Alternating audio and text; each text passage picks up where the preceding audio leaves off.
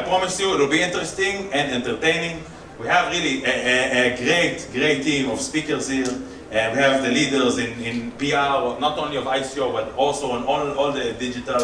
And we have Ophir, one of the leading entrepreneurs. Let's do it step by step, and we'll start the panel from start, okay? And Adrian Clarke. Adrian is actually the UK-based. You know, we have 4 Israelis here, and one from UK with a great accent.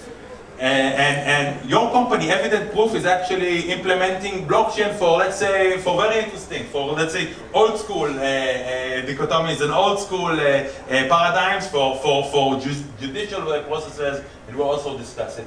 And thank you for coming here to Tel Aviv from London. It's not that obvious, and it's very nice to see all the people abroad. It's probably worth initially just giving a bit of a background on Evident Proof. Evident Proof is a platform which is all about providing data evidence and immutable proof for data events. And that means any sort of generic data event.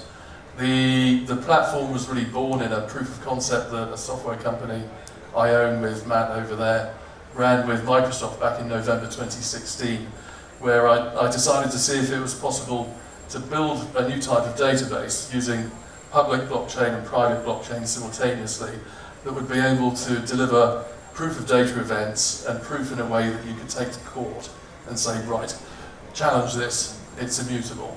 So we ran a process with Microsoft in 2016 in November, and at the end of that we decided that we had something that was worth trying to build on. It looked like we may be able to achieve this. Since November 2016, we've built the platform out into an enterprise offering, which is now has clients on it, it's generating revenue.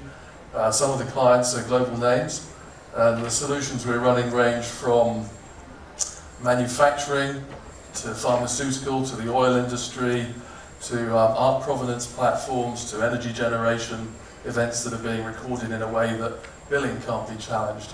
So we have a fair bit of experience at looking at business models and technology models and applying this technology in a way that really makes sense. It's interesting because being a lawyer, I'm a lawyer, but also have a first and second degree in computer science. Okay, so I'm coming from law and technology.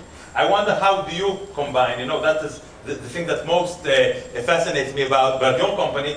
How can we use, let's say, event proof for a judicial process? Okay, how can we make it optimized? That's my curiosity. How can you optimize the judicial process with Evident Proof? Yeah, for showing the evidence. How can you use blockchain in your model to help? I'll give you an example. Yeah. Can everybody hear me? Mm-hmm. Yeah. Okay, great. So, for example, one of our clients is in the public sector, a local council, like a local government in the UK. They have a big issue with licensing taxi drivers. Taxi drivers being verified and issued taxi licenses in an incorrect way sometimes. And I don't know if you've seen this, but in the UK there's an article out 2 weeks ago saying that someone's done a study and over 1,500 taxi drivers in the UK have criminal records for everything from child abuse to fraud. And this is taxi drivers, not Uber, because I know the Uber. I never use the U word. I don't want to get sued here. You said that, not me. So what's happening at the moment is that the councils have really panicked. And for instance, if there's someone on their own out at night, and it's the early hours of the morning and they want to get a taxi, those people want to know that the taxi driver they're going to get in with is actually legitimate, he's not a crook. So using our platform, the local governments can now store the verification process that they've undertaken to verify the taxi driver and say, this guy is legitimate, here's the proof. We've undergone and delivered a process that we can now prove in court later on. Should we get sued by a passenger who got robbed or dropped off at the wrong place or whatever, we can prove that we were diligent in our licensing process. So when it comes to court, they're less likely to get sued. There are other instances. We have a client that records manufacturing data on the platform for respirators.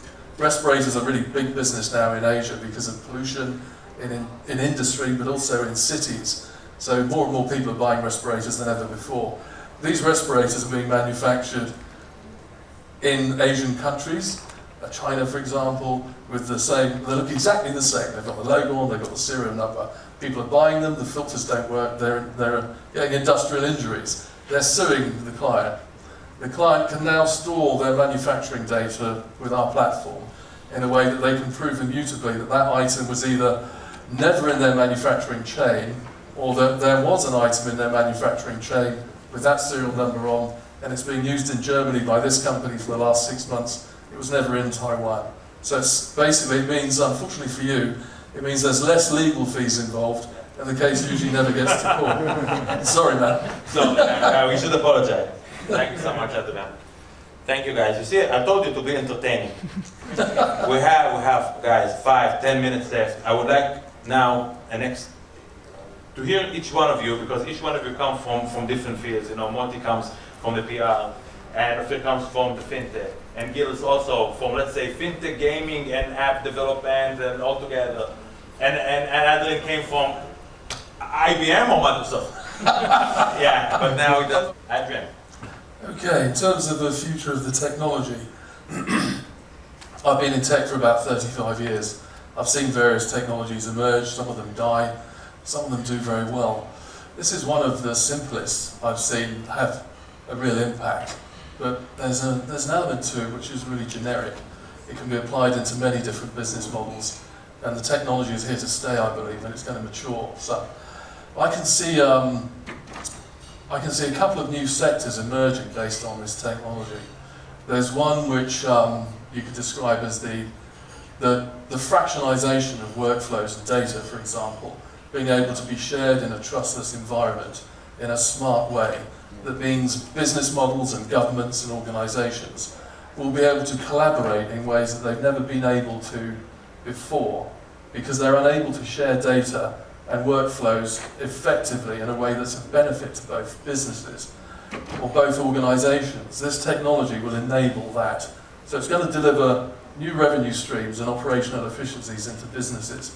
For example, you mentioned a taxi company earlier that I won't mention, but there's a particular large taxi company out there which is having its business model and its actual licenses are under threat in many cities around the world because they're starting to dominate the industry there. And the local, more established companies, the local, more established taxi firms are fighting against them to try to get them out. They're going to kick them out in some cities. It's already happening.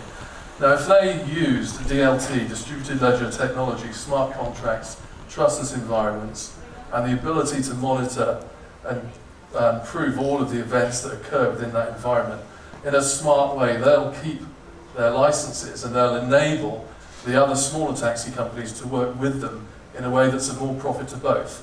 So, for example, if they were able to share a very small element of their data to do with journey requests and share them with third-party companies and vice versa, you'd have a situation where something like this would happen. This large taxi company that you mentioned earlier could get a call for a journey from someone who's 5 miles away from its nearest car. The smart, trustless system, by trustless I mean they don't need to trust each other, it's all taken care of.